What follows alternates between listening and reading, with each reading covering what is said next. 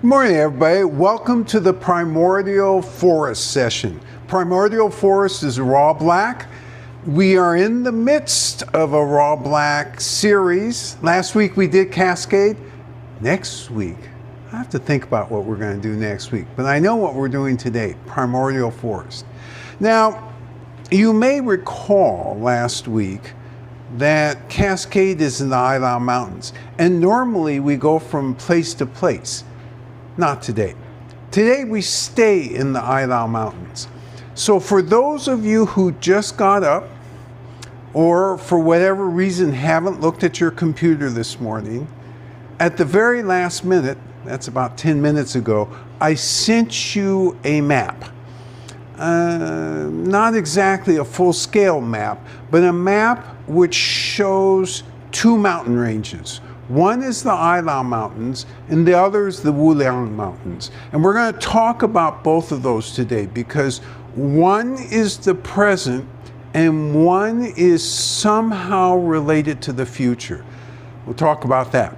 But before we get into details and words that are 8 letters or longer, let's start out with shop news. So, did we have a good week in the shop? Was everybody really happy this week? Now, for those of you who came to the shop this week, you sensed a disturbance in the forest. There was a disturbance in the forest. Not the forest. Force. The aircon wasn't working. And as a result, temperatures crept up in the afternoon. And so we were anxious to get everybody out of here right on time. And we missed the Wednesday session, which, by the way, will resume in 2 weeks. So the great news this morning is I walk in the shop, it's normal cold air. So those of you who thought, well, I can ditch my winter garb for Sophie's because they're running it at a hotter temperature, we're back in the winter mode. They came yesterday, they finally got it taken care of, and so we're in really, really good shape from that perspective, and we're really happy. So that takes care of that one disturbance. We're back on normal mode. What else should I talk about today? Oh, that's right. Happy Valentine's Day, everybody. Let's see, is there any other news I should capture? Hey, turns out there's even bigger news. What can be bigger than Valentine's? Chinese New Year's is coming up. Happy early Chinese New Year's. Chinese New Year's is on Tuesday. So we've got lots of great aspects in the air, and it starts with aircon working in the shop. And that points back to something else.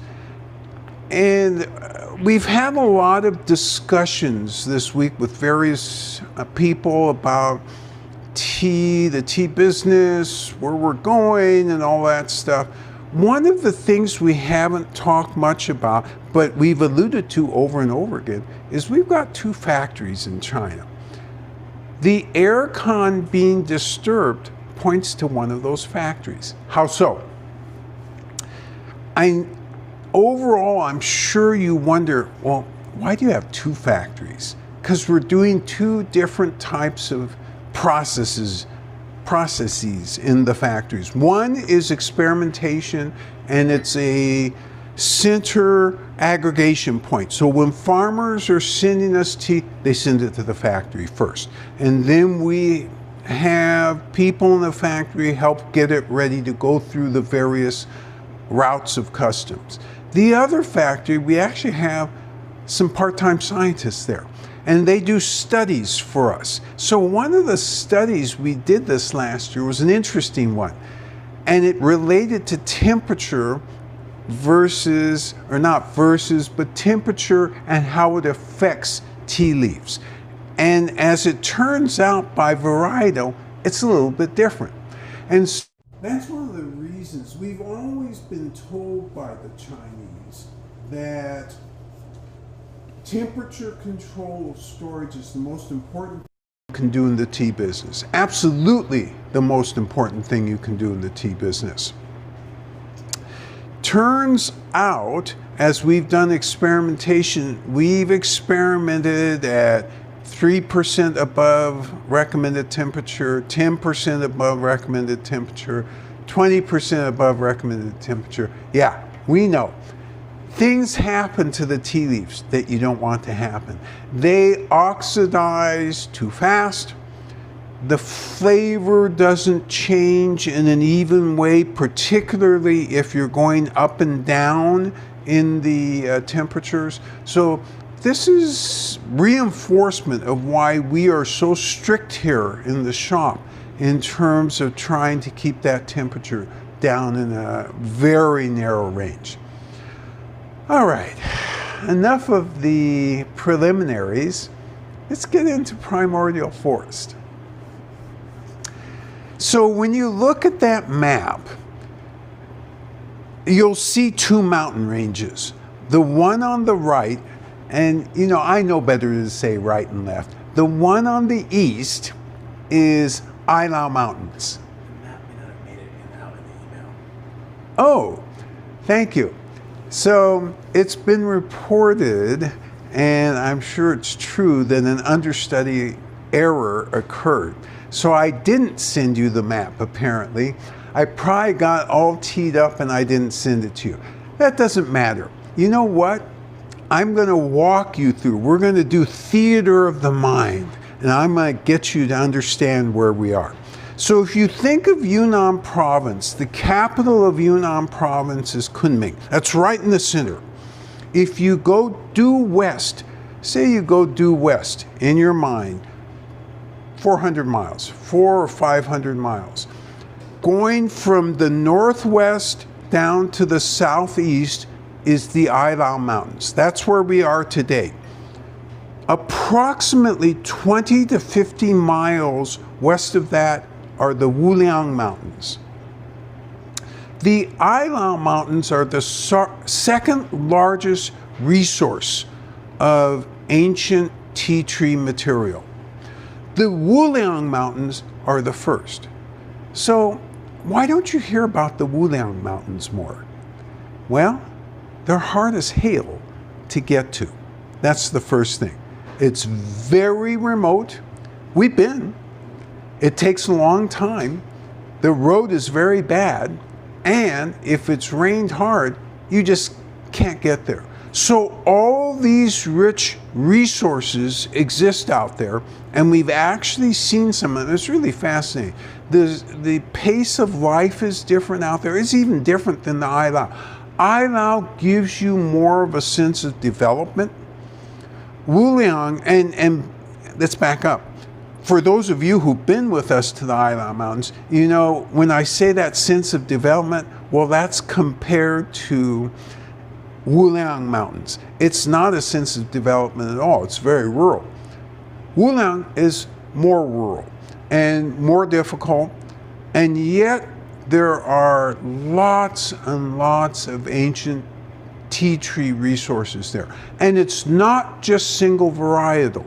And that's the same as you saw when we were in the Ailao Mountains and went up into the reserve, where you saw several different types of tea tree species.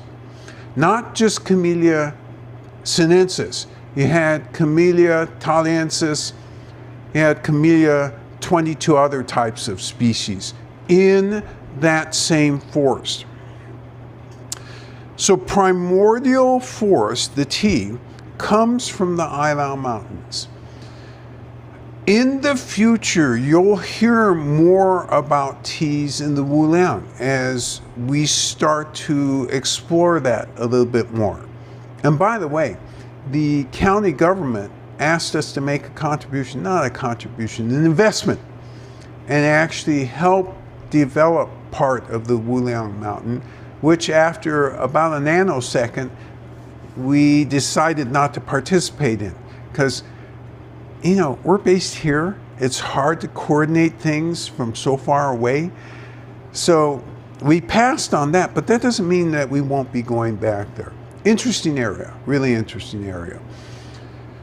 So Primordial Forest of raw black. What is the process? I said we'd talk about last week I said we'd talk about two things this week.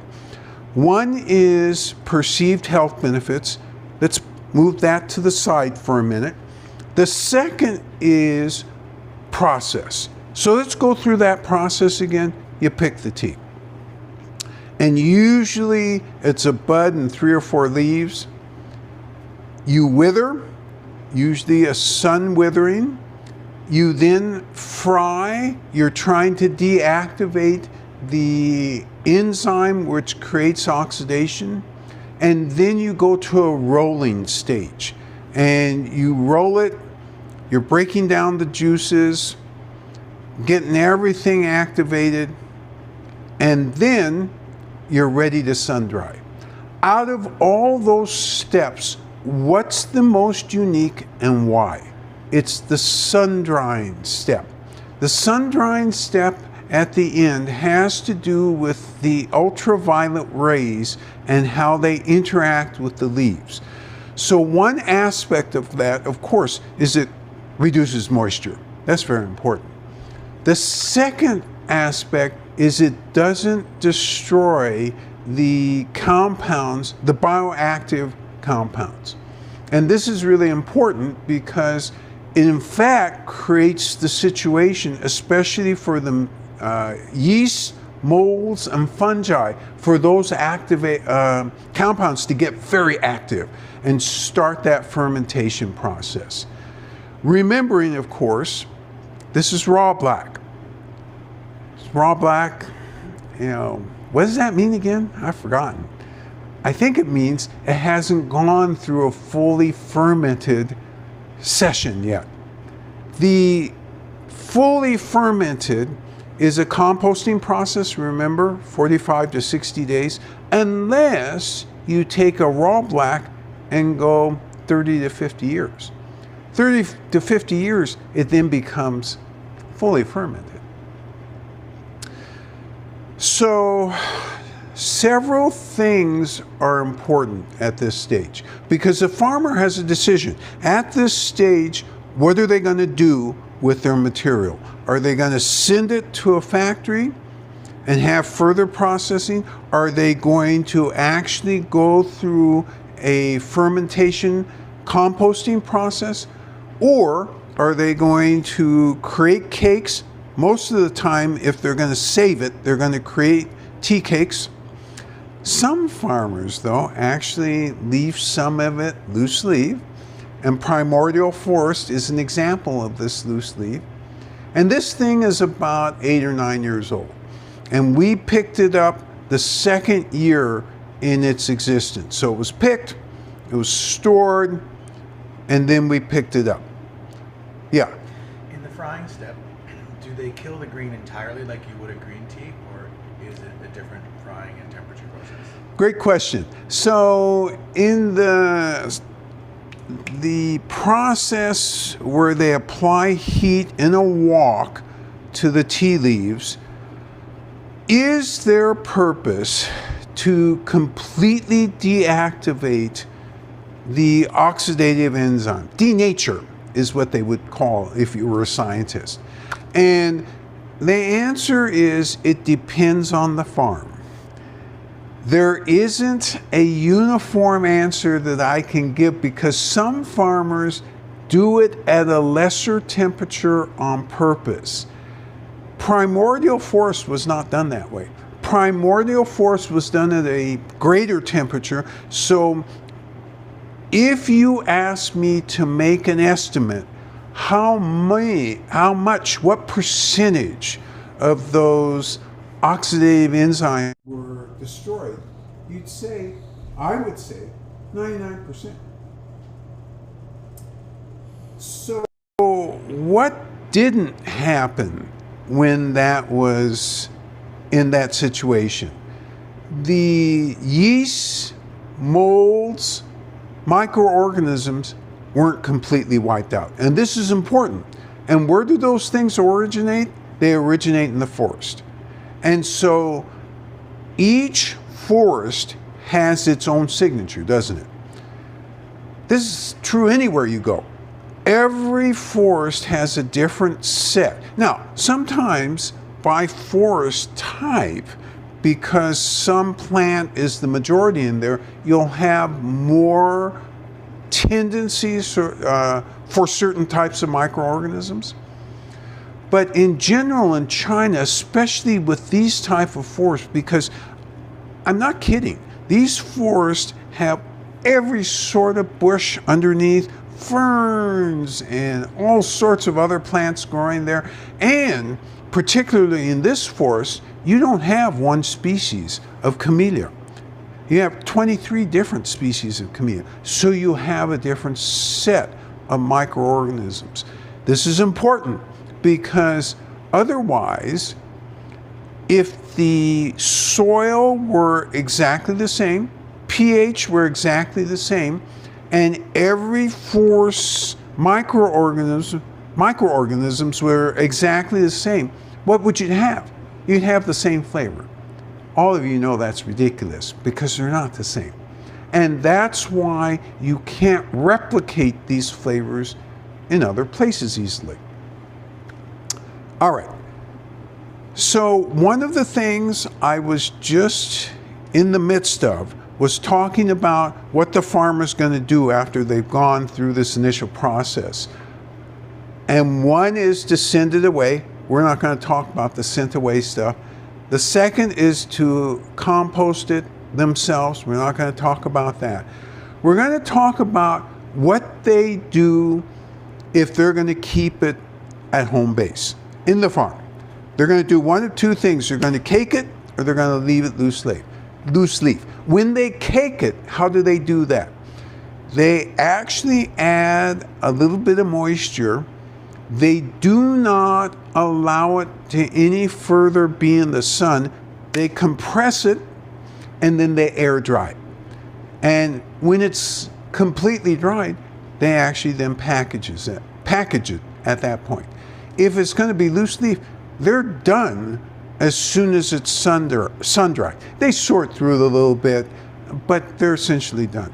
So they put that away. So when you think about it, why do they do this? Is there a reason? Because isn't it just easier to have everything, just like in America, vacuum sealed and all the fishing on pallets and so forth? Isn't that easier? It might be. On the other hand, they're doing other things, aren't they? What they're doing, and we've not really talked about this before, in Yunnan, not just Ailao, in the tea producing areas in Yunnan, they tend, and the they here refers to the farmers, especially the famous farmers. They tend to visit other farms. Everybody is socially friendly.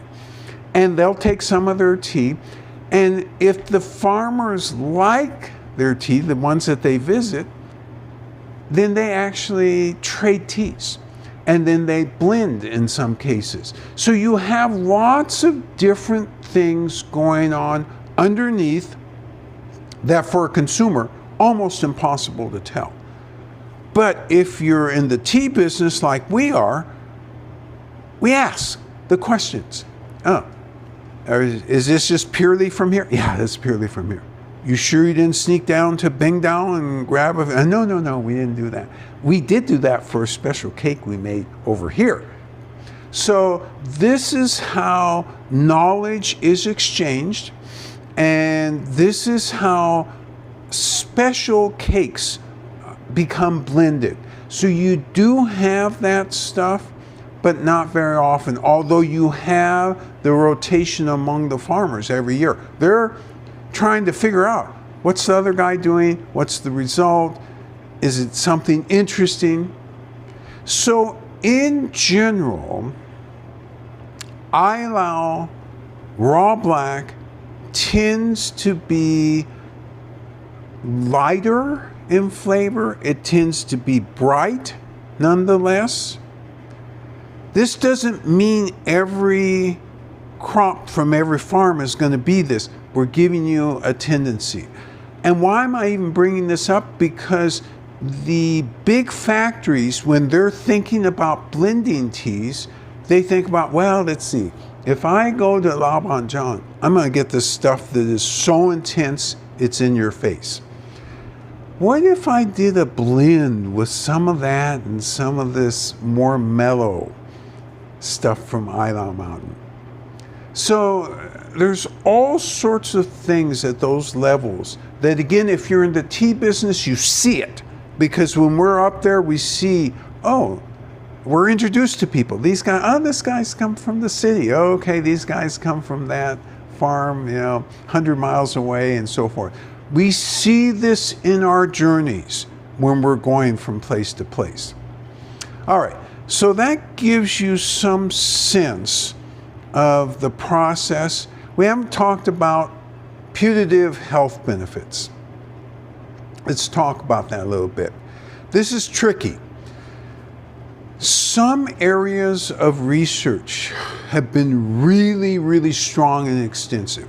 So, for example, green tea, without question, great for heart health. It's suspected to be great for anti-tumor development. Okay? White tea, without question, highly anti-inflammatory. It's suspected to be great for skin health. It's also suspected of being great for anti-tumor activity. So these are kind of generalizations. What about for the black teas? I messed up there, didn't I? For the pu'er teas, that's what I should have said, because that's where we are here. So for the fully ripe as well as the raw black, are those alleged benefits the same? They're not. And this makes perfect sense when you think about it, because when you fully composted, the composition, the chemical composition of everything is different. Something that's undergone 45 to 60 additional days of heat and moisture and turning and more heat and more moisture, it develops into something. Something that hasn't done that, but is going on this very gradual journey, is constantly changing its chemical composition. And as it is, there are different alleged health benefits along the way.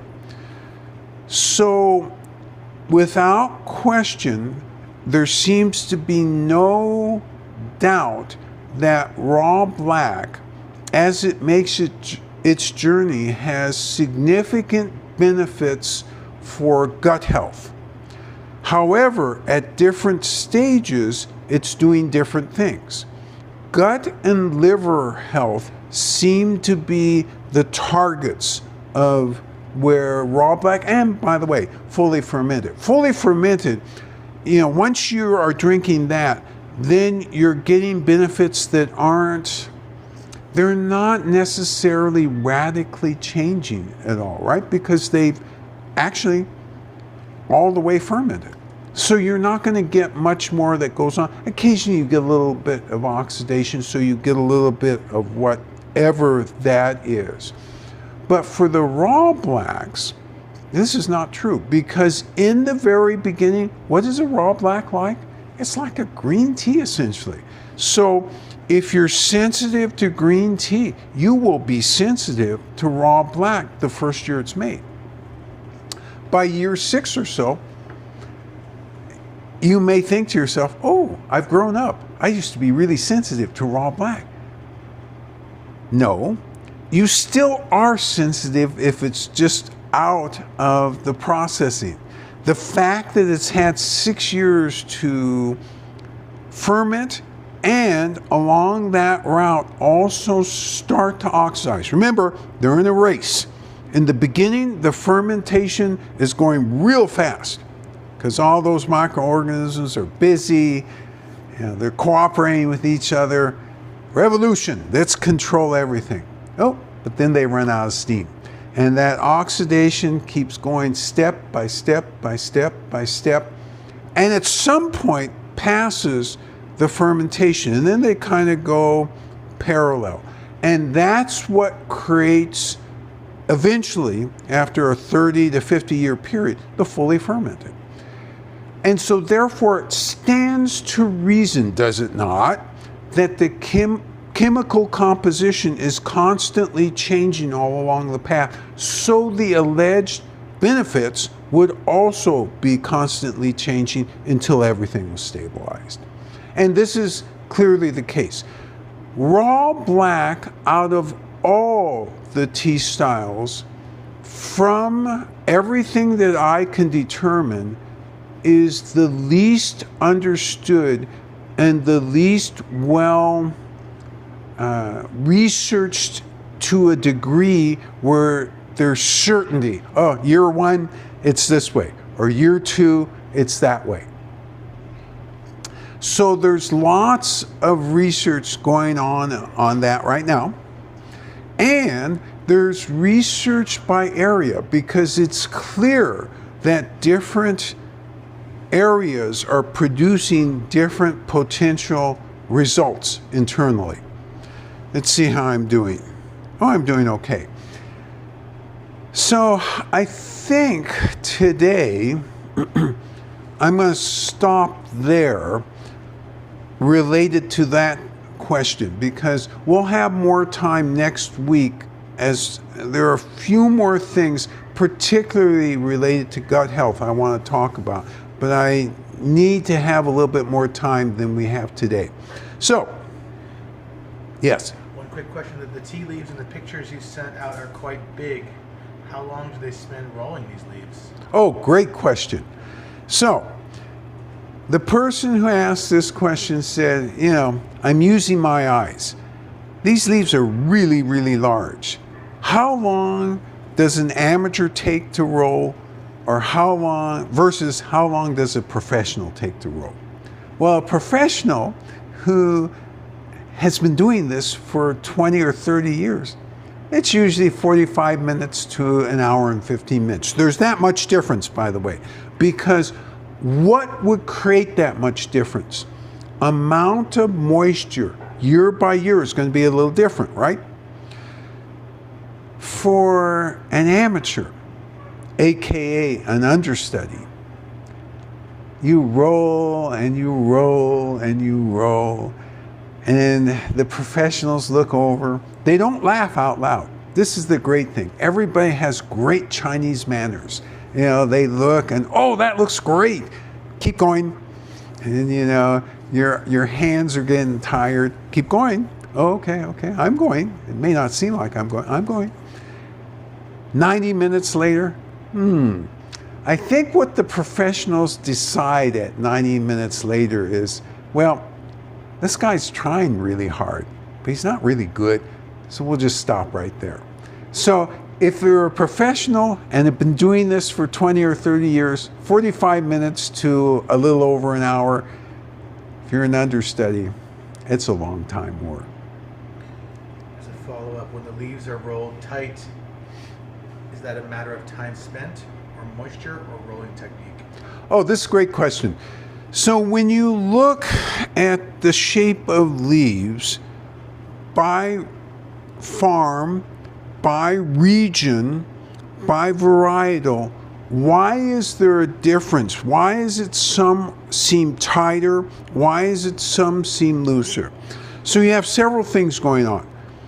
You have lineage. These are all lineage teas. So the farmers teach their followers, okay, it's got to be rolled to this degree. And so that lineage may roll looser or tighter, and that's a style decision.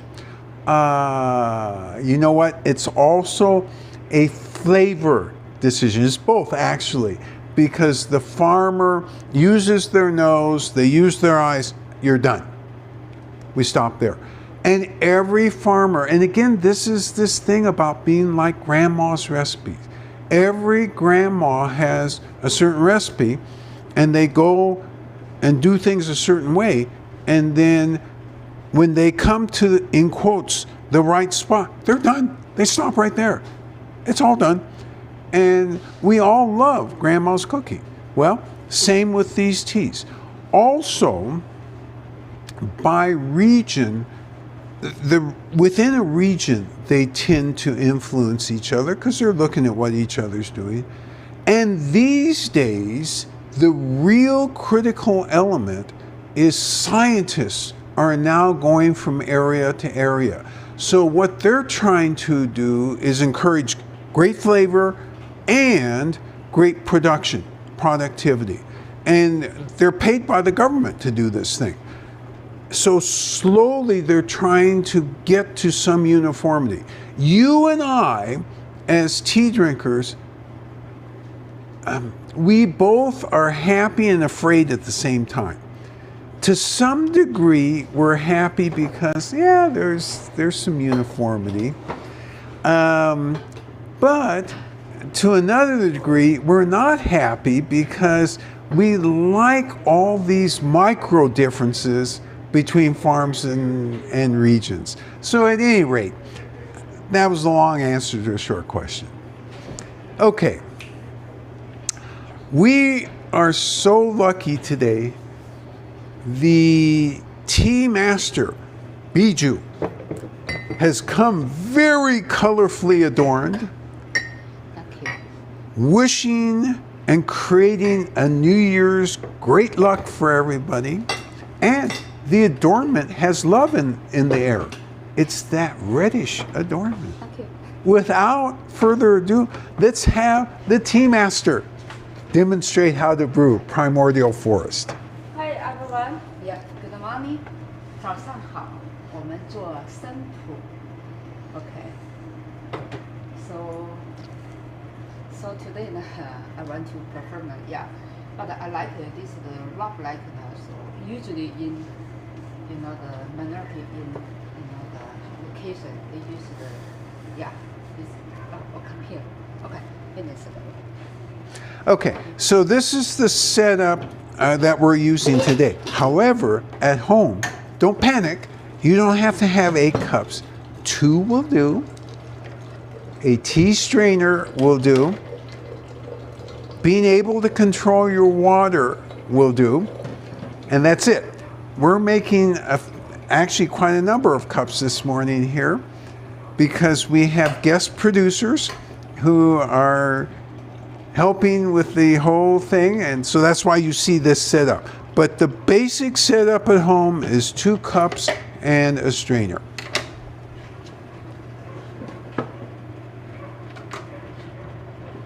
Tea toys are optional.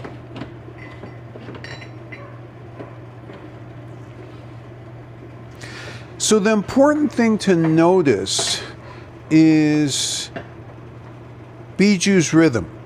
Because whether she's doing 2 cups or 10 cups or any number of cups, she has a certain rhythm and it is unvarying.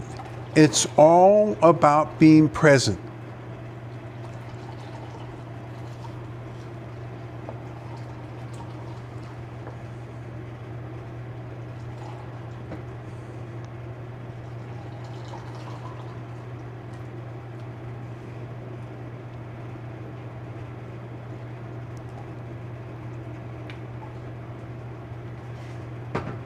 So she's heating the cups to start out with. Doesn't matter, you can use any temperature between 170 and 212. All you want to make sure is that the cups are thoroughly cleaned. I know you've washed them already, but you know, things happen. Things are left over on stuff. You have soap spots sometimes, so you want a step to make sure everything is just picture perfect.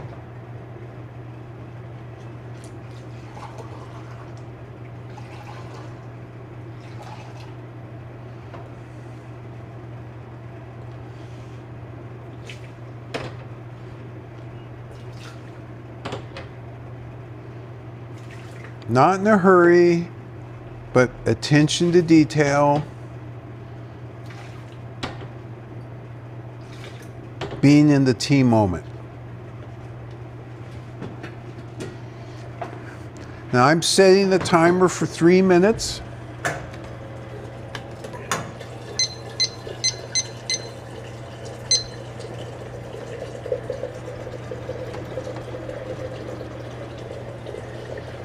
Tea Master is drawing 175 degree water. Your water should be preheated. You're watching right now. You're not brewing.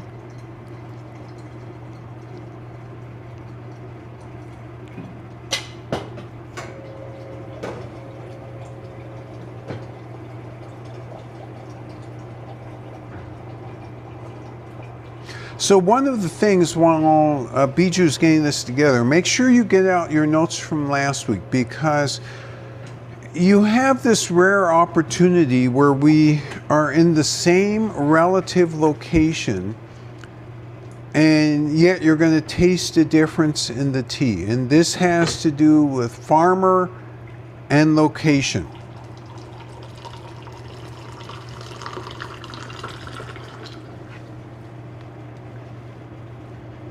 Aerating the water, dissipating the steam.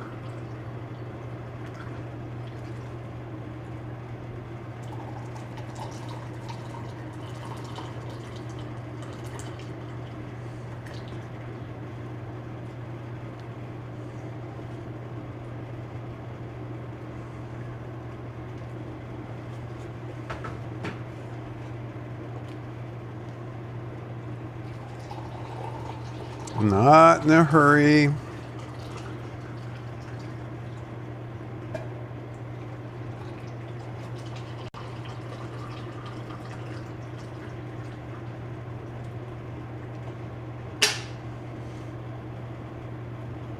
Beautiful process.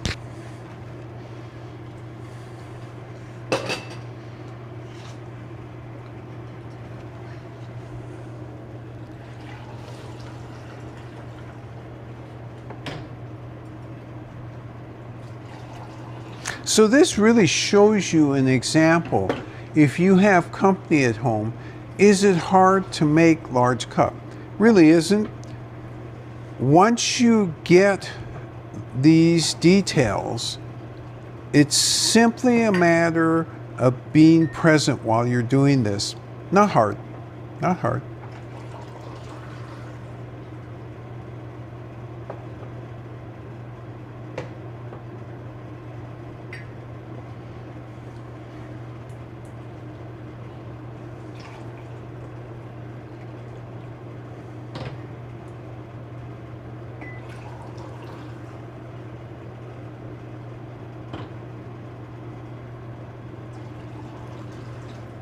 Given the time it's taking to aerate the water and go back and forth, would it make sense for this process to start at a temperature a bit higher than 175 so you can arrive at your desired temperature?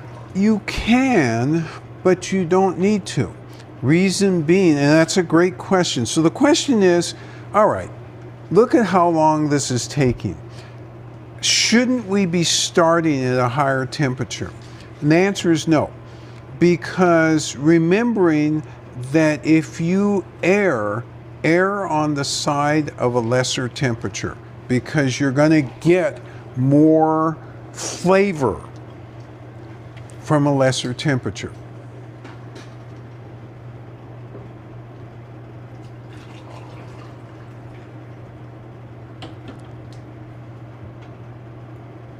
And she's putting the leaves in. This is 5 grams, and in your bag, that's what you have. It's bag number 2, labeled Primordial Forest. Would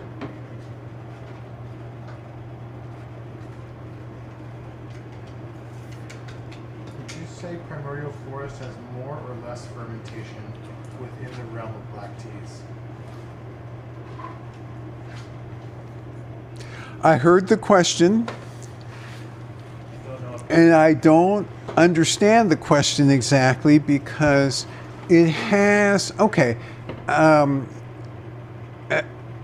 already gave you a year that this was in. I think if your question is, are there differences in speeds of fermentation by area, the answer, of course, would be yes. There are differences. Is it Do people usually think about it that way? They don't. But scientifically, you have to say, yes, there is a difference. We don't usually think about it that way. We look at it as a gross number. How many years has since it was harvested and put away? That's how we look at it. We don't look and say, well, okay, I see another way to approach this question too. If the questioner meant, can you create a faster fermentation if you wanted to as a farmer versus a slower fermentation? Can you use elements of the fermentation to speed or decrease the speed? And the answer is absolutely you can. If you are purposely doing that, you can. Normally, because this is lineage stuff, and that's what threw me a minute for the question, because this is lineage stuff, and farmers don't think that way normally. Scientists, however, do. And so from that perspective, this is an interesting question, because say you're a scientist, you're a scientist and you're thinking, well, okay, what if I do this at a higher temperature? Or what if I inoculate this with another strain of microorganism that I know works really fast? Hold on, wait. This is one thing, this is two. Okay, Shane?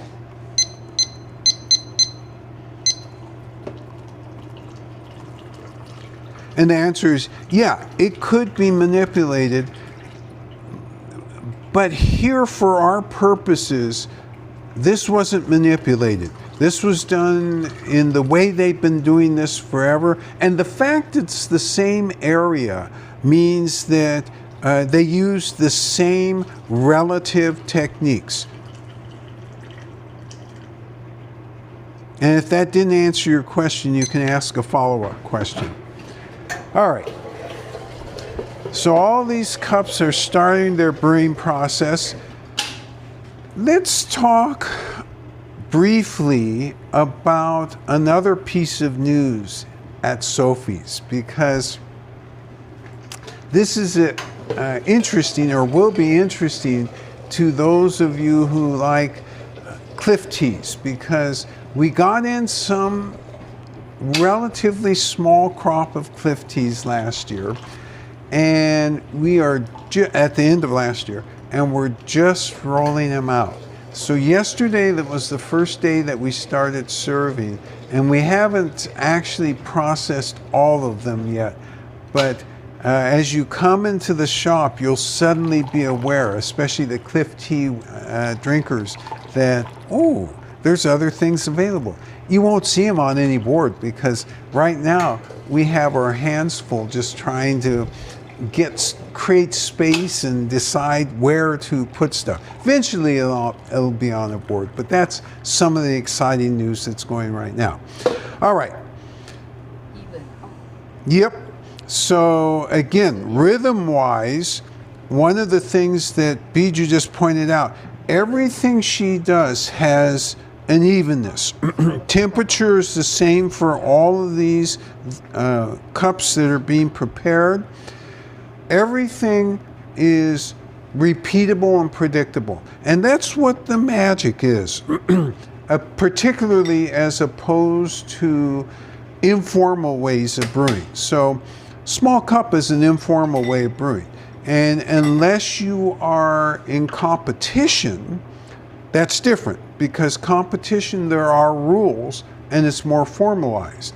And so when you see competitions, the judges are actually doing two things. That's the first two. Okay. And the first thing they're looking at is technique, because if your technique is not very good, you get points deducted. They don't even come to, you can fail before you even come to taste. They come to taste much later, because they look at the rhythm, they look at the technique, They look at placement, the physical placement of how you handle your tableau. There are a bunch of elements that they're looking at.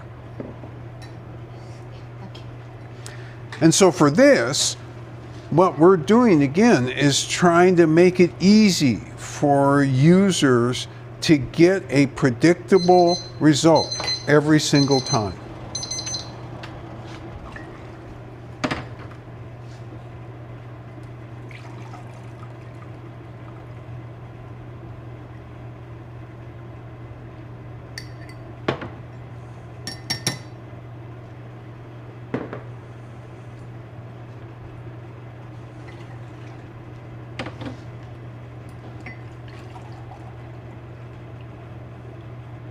Tea Master going through this nice rhythm. You guys are getting yourselves ready to brew. I'm going to enter the quality arenas in a minute.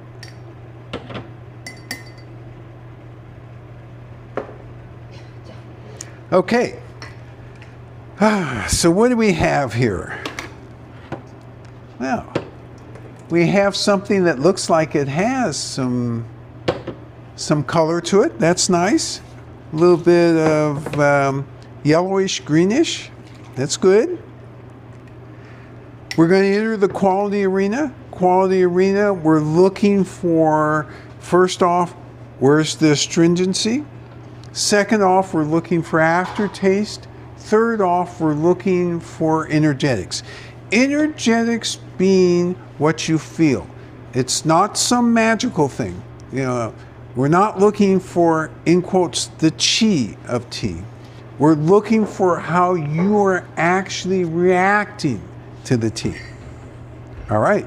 So I'm going to go ahead and enter.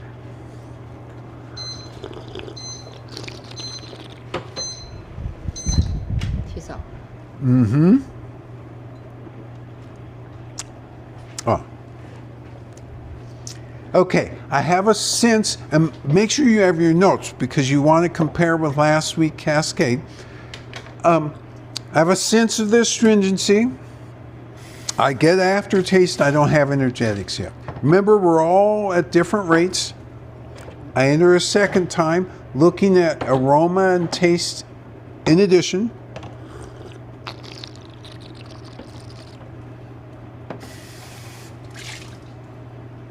Okay, I got it. It's your turn to brew.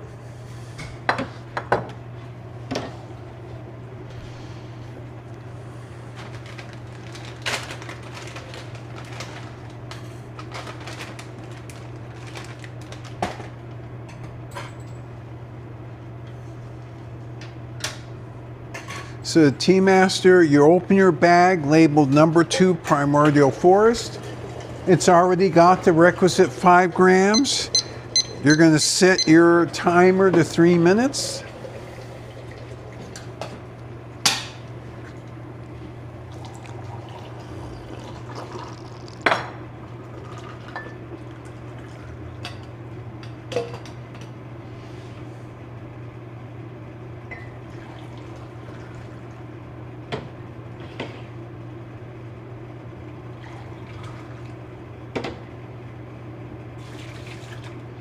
Making sure that your cups are absolutely clean and ready to go. Nice rhythm. And you notice how the Tea Master always seems so precise and in control? That's because she is precise and in control. She knows the steps, not in a hurry.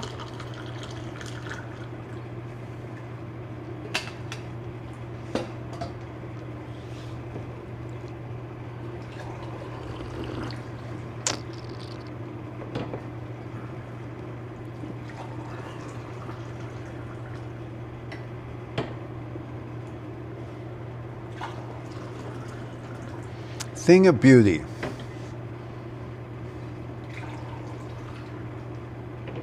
All right. You've gotten your bag ready. Try not to touch the leaves with your hands at all, using a needle or a bamboo Yeah. Yes. Go. So that's a bamboo, I call it chajan, a bamboo tea needle, and in a, what they call a chahai.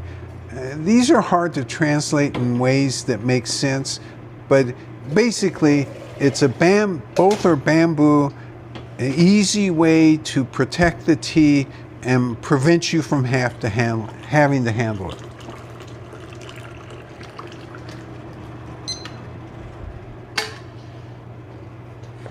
Okay, so the timer is set for 3 minutes.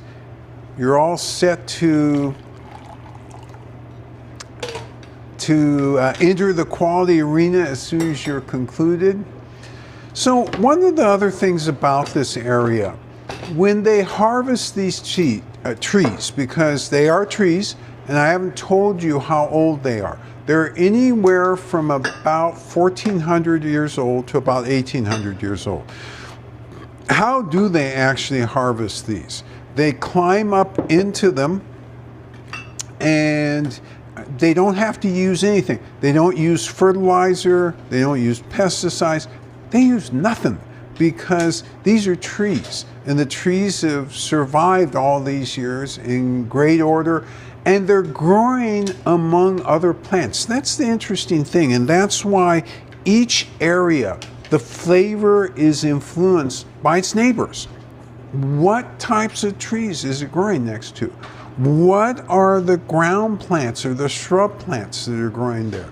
So it's really interesting, because by looking at all of these things, you can start to get a feel and start to catalog. We kind of have a sense by area, but sometimes even we are tricked as to what the final flavor is. Because look, roots travel long distances away, and therefore they can interact with roots from other plants that are relatively longer distances away that you would not expect to necessarily be interacting. And all of these interactions contribute to the flavor.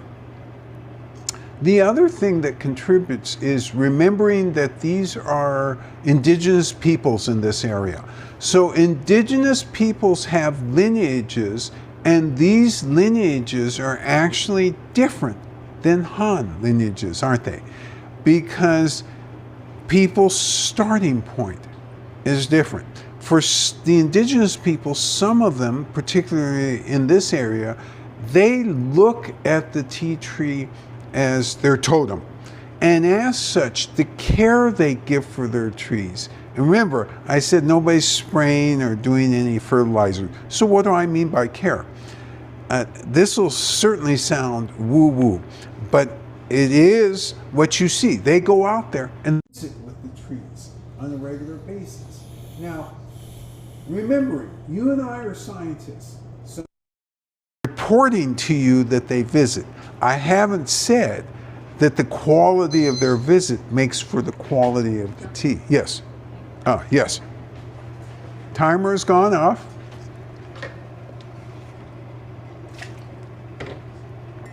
So John, someone has started tasting very green scent, like fresh pressed bitter grass. It mellows over time.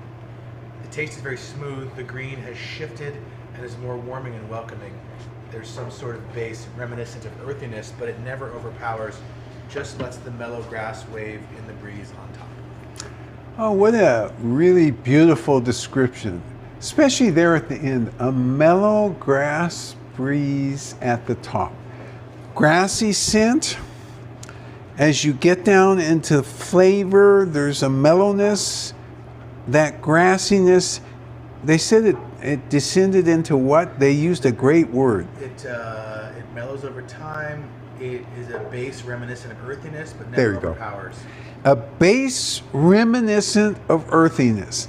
Love this description because it kind of takes you through a forest, doesn't it? Because you're walking through, you're getting a scent, and whether you're getting the ground scent or a scent that's a little stronger, there is a vegetal scent, and then you're tasting kind of the earth that it's growing in. Great comment. The tea water smells like a vegetal ocean. The taste is smooth, vegetal sweet, and hints of butter. Hints of butter, tastes like vegetal ocean, very smooth. Love this comment because the hints of butter suggest a density to the tea. It isn't thin. It's got some body to it. And the hints of butter also suggest almost like a coating of the tongue as well. Great comment. Sue says she gets a slight smoky aftertaste. Oh, interesting. Sue indicates a slight smoky aftertaste. So what Sue is probably picking up is when they do the pan frying for this tea, they actually do this outdoors. It is under a covered place, so it would never be directly affected by rain, but they've got charcoal in the pit and the wok is on top of it. So it's possible that you're getting a hint of that smokiness.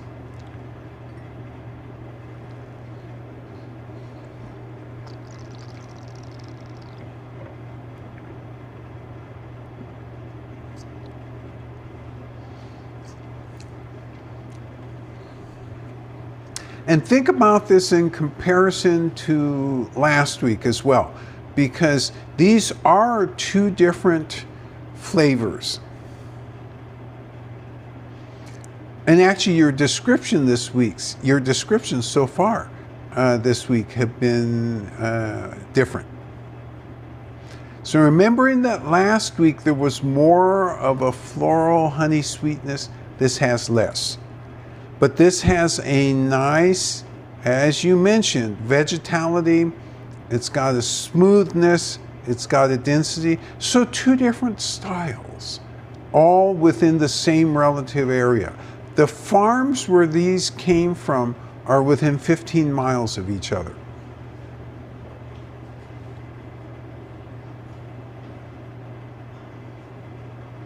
All right. Let's see how I'm doing. Oh, I'm doing almost done. All right.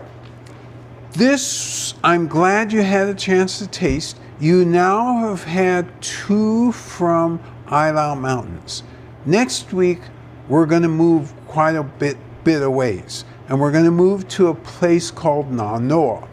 And we're going to try the elder statesman in our tea shop. We're going to try a cake that was actually grown in 2006, but was caked in 2007. A cake was created from it in 2007. So it's 20 years old, raw black. It will be a very different experience. So typically, oh, you know what? Let me not indicate what that experience is going to be. Let's have you tell me what the experience is going to be. As usual, yes? One last comment, question, sorry. Would it be seriously off base to say this particular raw black is very reminiscent of a strong green tea with a murkier umami flavor? So, the questioner says, as I'm thinking about the full range of teas in the shop, and thinking about the greens I've had, coming all the way to the raw blacks that I've had, would it be a fair statement that this tea is like a heavier green tea with, or an umami-rich green tea? Did I get that right? Pretty much, right? Okay. And so, this one's a tough one for me to deal with because I think of greens and there is definitely, I see the sense of a continuum, but I'm having a hard time making it a complete continuum. There is kind of a cutoff point for me for greens. No green that I can recall comes this close to this rich umami flavor. So that's how I would answer it. It's not an illogical question at all, and it makes actually quite a lot of sense that you're drawing that continuum. And you know what? I'll think about it this week, and next week I'll have a more complete answer for you. And there's one commenter who really wanted to get it in there, but realized that he had just drank in his TCM herbs before drinking this tea. So he's acknowledging that. But given that, he finds this bright, and there's an astringency that's delicate, almost like a slight numbing. The same type, like if the water was hotter on the tongue than it actually is. Oh, that's so interesting. So this commentator had TCM herbs before he actually drank the tea. And obviously there is an influence. And I'm actually glad you brought this up, because originally, if we had had more time today, I was going to talk about the TCM usage of both raw black and fully fermented blacks, and comment upon why TCM users are people in the TCM world many times will actually prescribe. They prescribe fully fermented more than raw black, because fully fermented is more predictable in result, and the raw black is less predictable. But interesting comment. Interesting comment. Anything else? All right. As usual, all of you had fabulous comments this time. I learn every time I'm with you. I can't wait, like I said, until next week, because next week's very, very special. In the meantime, this week, your responsibilities are to be healthy, and we'll see you next week. Bye-bye now.